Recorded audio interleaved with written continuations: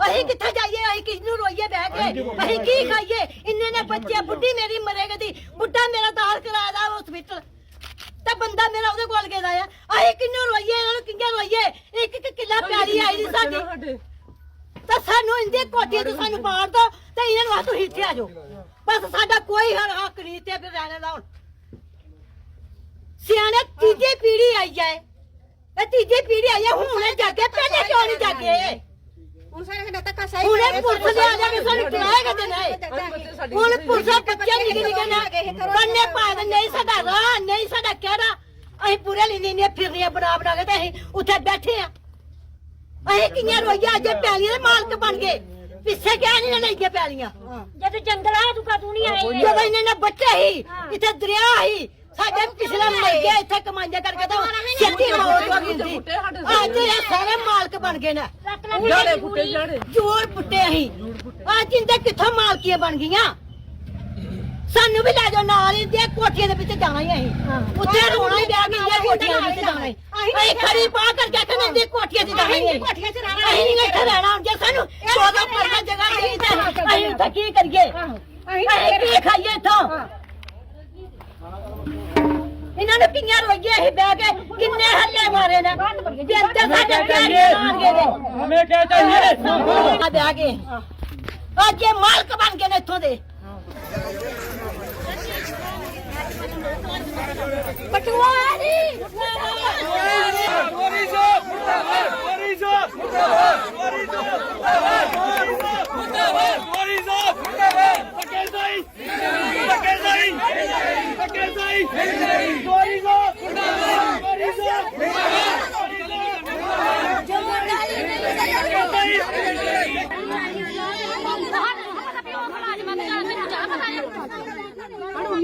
नहीं मैनू ज्यादा पता नहीं मुलाजमत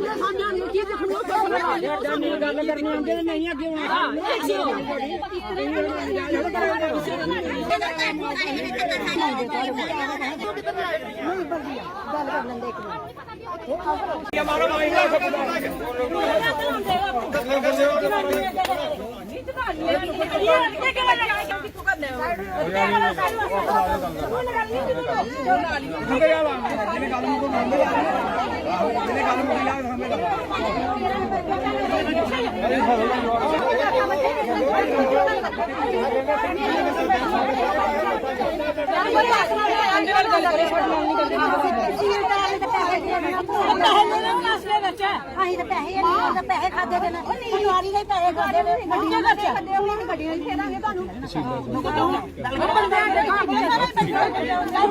ਤੁਹਾਡਾ ਇਸ ਲਈ ਪਿੰਡ ਵਾਲੇ ਬੜੇ ਪਰੇਸ਼ਾਨ ਨੇ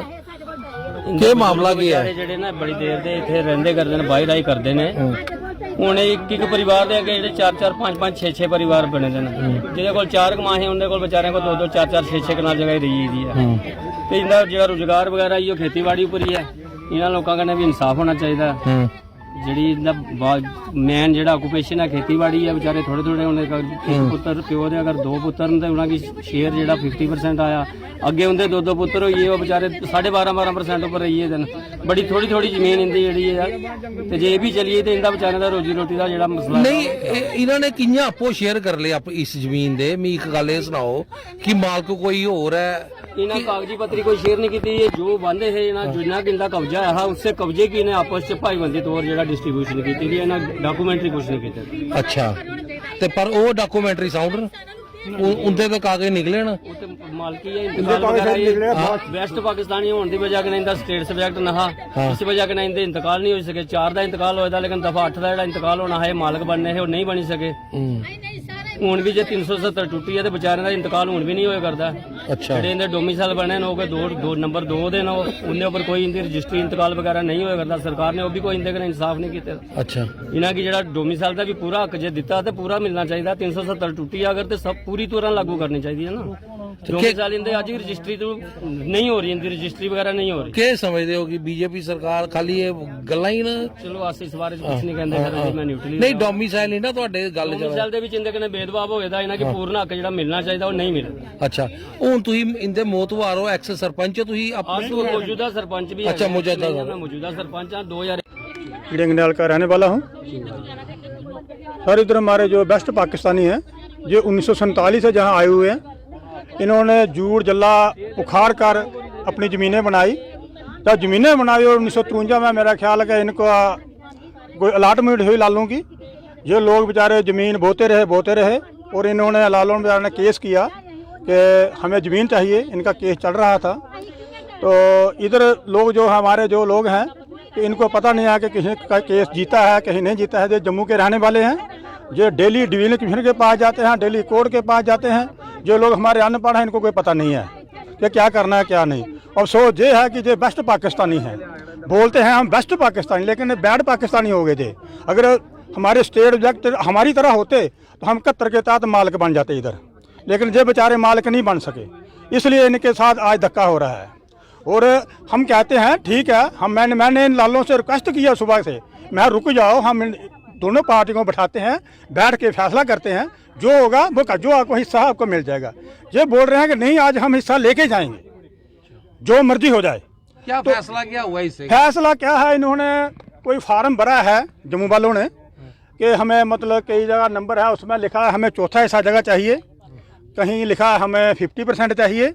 हम चाहते हैं कि इधर डिस्ट्रीब्यूशन अलग अलग हुई है, किसी का 2 कनाल है, किसी का 4 कनाल है। उसमें जो डिस्ट्रीब्यूशन है, जो बैठ के देखते हैं कितने कितने नंबर की क्या हिसाब किताब है। उनको भी बताया कुछ बंदे हमारे कठुए गए हुए हैं, कुछ काम पे गए हुए हैं, और वो जो सम्मन इनको भेजे गए हैं, जो चौकीदार या लंबरदार लेके आया है, उन्होंने भूखनी बना के एक घर कर फेंक दिए हैं। किसी को बाई हैंड मतलब नोट नहीं कराया कि कल हमने निशानदी लेनी है, वो अपने अपने काम पे चले गए। तमील नहीं हुई कि हमें आज निशानदी होनी है, तो वो चले गए हैं। आज एक तरफा जो निशानदी हो रही है, देखो आपके सामने फसल लगी है, फसल लगी में अंडर रूल में निशानदी नहीं हो सकती। हमने तहसीलदार साहब जो रिक्वेस्ट किया है। मुझे ये बताओ, तहसीलदार साहब इधर आए हुए हैं, हाँ जी, क्या आपकी बात सुन रहे हैं? हाँ बिल्कुल सुनते हैं, लेकिन अब क्या करें, वो भी मेरा ख्याल मजबूर है, मजबूर हैं, क्योंकि जो लाले हैं उनकी पीढ़ अरबपति हैं, वो ऊपर तक उनका हाथ है। ये लोगों का हाथ ही नहीं है कहीं पर, हमारी सुनता कोई, इनकी कौन सुनेगा, उनका सब सुनते हैं। अभी मैंने थोड़ी सी बात की इनकी, झूठ ही बोला मैंने फोन पे, और हमने ना वो जितेंद्र सिंह से बात की है। हाँ जितने की है, उसके घर के पास तो हमारा घर है, मतलब हमें प्रेशर करने के लिए। मैं सिर्फ चेक कर रहा था कि क्या बोला क्या करते हैं जी, मतलब ये अंडर प्रेशर कर रहे हैं। हम ये मेंबर बचा हमारे दर्शन जी हैं, हमारे सरपंच जी हैं, मैं कहने बोला हम बैठते हैं इकट्ठे, बैठ के कोई फैसला कर लेते हैं इनका, लेकिन उन्होंने नहीं माना। तहसीलदार साहब नहीं सुन रहे? तहसीलदार साहब ने लालों से बात की है। हाँ तहसीलदार साहब से 2-3 बार बात हुई है, उन्होंने एक्सटेंड की थी निशानदी के बारे में। पिछले मतलब मेरा ख्याल है 16-17 तारीख को ऑर्डर हुआ था, हमने रिक्वेस्ट की थी कि चलो थोड़ा सा इनको मनाते हैं। तहसीलदार साहब ने एक्सटेंड किया मतलब निशानदी के लिए, तो ऐसी कोई बात नहीं है, तो हुआ। लेकिन ये अगर तामील नहीं हो सकी इनके जो सम्मन थे, तो क्योंकि जो हमारा चौकीदार है, जो हमारा लंबरदार है, वो भी लोकल है। हर एक बंदा सोचता है यार मैं अगर गया तो उन्हें कहना यार ये हमारी ज़मीन निकालने के लिए आ गया। नहीं ऐसा तो होता नहीं कभी कि अगर सम्मन की तमील ना हुई हो तो आप तो ये तो जबरदस्ती है। जबरदस्ती है, सम्मन की कोई तमील नहीं है। हमें दिखाया जाए कि कहाँ साइन किए हमारे बंदों ने, कहीं भी साइन नहीं हुए हैं। ये एक वन साइड जो हो रहा है। ये जमीनें जो है काश्त करते थे, उनको जो लेवी वगैरह या साढ़े वो देते रहे हैं, आज बाई चांस ही एकदम इनके ऊपर एक फैसला ठोसा गया कि भाई आधी जमीन हमको दो आधी इनको दो। ये लोग घर पे नहीं थे, सब लोग कहीं कहीं अपने अपने काम में गए हुए हैं, लेकिन ये नाइंसाफी है। मैं ये चाहता हूँ इन लोगों की तरफ से कि हमारे जो जितने भी किसान हैं सबको बुलाया जाए, इधर से ये पार्टी भी आए और दोनों पार्टियां बैठें, और उसमें से जो ये लोग बोलेंगे उसी के मुताबिक उसका फैसला होना चाहिए। ये गरीब लोग हैं, अगर आप इनको जहाँ से निकालोगे कहाँ जाएंगे ये, इनके रहने के लिए व्यवस्था कहाँ होगी, खाने के लिए व्यवस्था कहाँ होगी? आप मुझे ये बताओ, सरकार को मालूम होगा, जो लोग हमारी यहाँ फोर्स भी आई हुई है, तहसीलदार साहब भी मौके पर मौजूद हैं, नायब तहसीलदार साहब भी हैं, पटवारी साहब भी हैं, ये इनको ज्ञान होगा कि ये कैसे आई है। लेकिन जहाँ के जो लोग हैं इनको कोई पता नहीं है ये कैसे है। क्या लगता है रेवेन्यू डिपार्टमेंट पे प्रेशर है? कोई हो सकता होगा,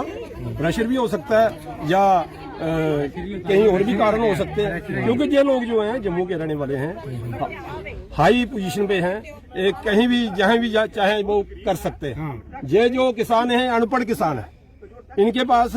इतना सोर्स नहीं है कि जो जम्मू चले जाएंगे या कठुए किसी कोर्ट में जाकर अपनी लड़ाई लड़ेंगे, ये लड़ाई लड़ ही नहीं सकते। नहीं अब क्या कहना है कि ये क्या करेंगे अपनी जमीन बचाने? हम ये चाहते हैं कि दोनों पार्टियां बैठने के बाद